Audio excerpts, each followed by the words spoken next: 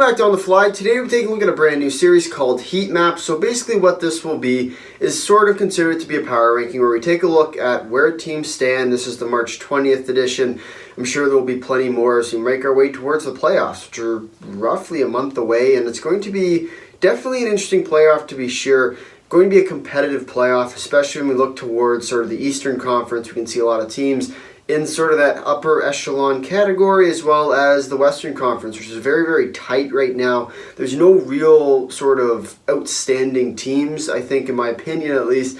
Obviously, if you have any difference in opinions, let me know down in the comments which teams I left out, which teams I snubbed, and also which teams you agree with. If you agree with any of my takes, which I'm sure there's not many of you. But with that being said, we'll hop right on into it today. So as we sort of look at this, there's one side, the closest to me is the Cup side. So that's your teams that are most likely going to do a little bit better in the playoffs. As we look towards sort of that middle line, that's where we take a look at which teams are on the cusp of the playoffs. And as we move along to the end side of the draft, that's your teams that are looking at Connor Bedard this year, that number one pick. And teams that necessarily aren't going to make the playoffs is sort of the way you kind of are going to look at it. But at the same time, this is one of these series where I think it's definitely something to take note of. I think when we look at this, it's not necessarily which teams are performing really well right now, but it's also which teams are going to be able to sort of jump ahead as we move towards the playoffs, which are just a month away, and it's going to come up real fast. And then all of a sudden, we're going to be in a competitive playoff, which is probably going to be the most competitive we've seen in years, especially in the East. I sort of mentioned that off the top, but we'll sort of jump here. So in my opinion, there's three teams that belong in the Cup category. This is their teams that are your Cup favorites right now. That is Boston. It's really hard to not put Boston in this. Toronto and Carolina.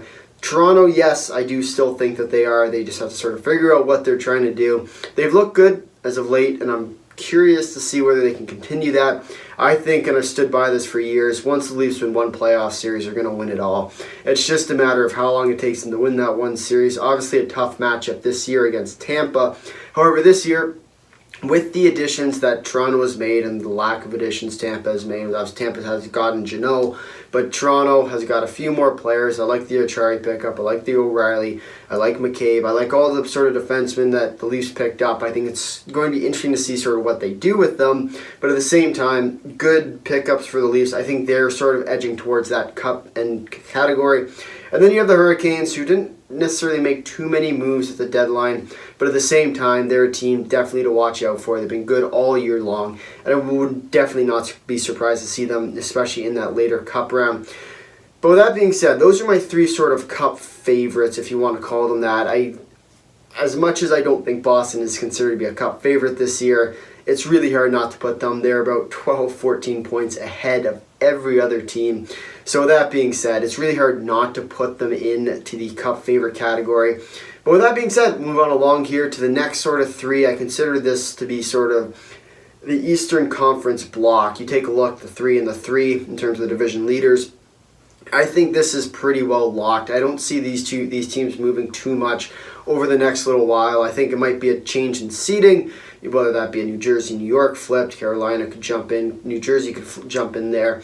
Boston's sort of locked in that top Atlantic spot. Toronto and Tampa once again could switch as well, just in terms of the home playoffs, which is a big thing, I think, especially for certain teams. Toronto especially, I think, will benefit a lot if they can find their way through. I think that probably help them to at least get a good start in the playoff series, and I think if that might honestly be the deciding factor in a playoff series against a team like Tampa, is whether they have home ice. But with that being said, we sort of jump in here. So the next team on here for me is the New York Rangers, Tampa Bay, and New Jersey. I think these three teams, once again, are the three that have been good. I think New York's going to look a lot better, especially with their additions. New Jersey's going to look a lot better with their additions. Tampa still looks pretty good, and obviously Tampa's a good team.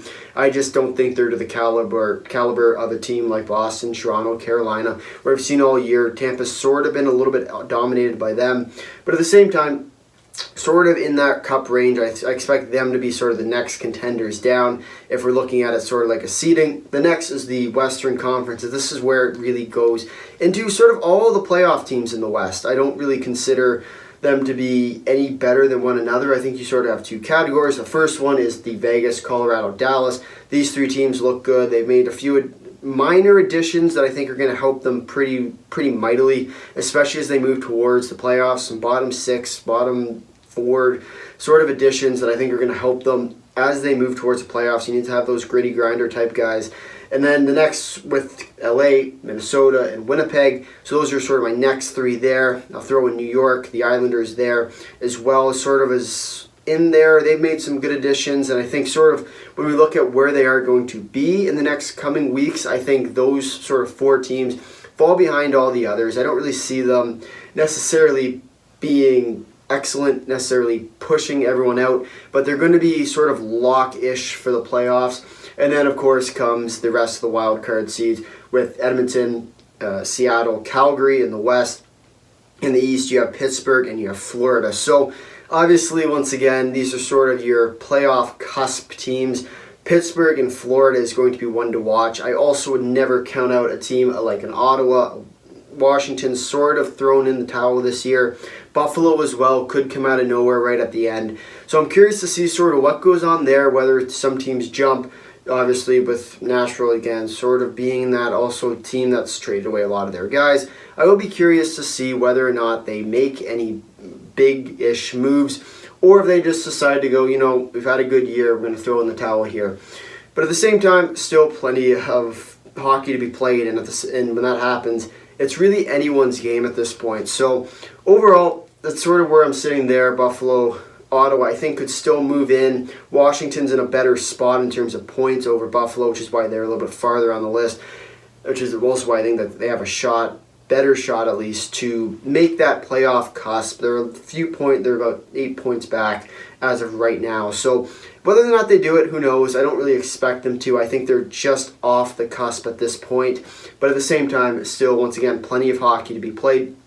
With next up here, sort of as we move along to the end of the draft, these are the teams that aren't necessarily vying for that top pick, but rather sort of in that middle range where they're not getting an excellent pick like a number 1, number 2, number 3, number 4, number 5, but they're also sort of not getting like the last cusp pick. So with that being said, those teams include Detroit, St. Louis, Vancouver. I would be curious about, because there is a little bit of rigging in the draft lottery, whether Connor Bedard goes back home. Remember, the NHL is all about money, and at the same time, this is a pretty big ad for a hometown guy coming out of the Regina Pats with Connor Bedard. I think that's one storyline to watch as we move towards the draft lottery, because Vancouver is not in any way trying to win this year. They don't see themselves as a cup contender. They don't see themselves as a playoff team. So with that being said, they've traded away a lot of their guys, and I think this is sort of their way of saying, Bettman, you want to give us a little help here? It'll be good next year.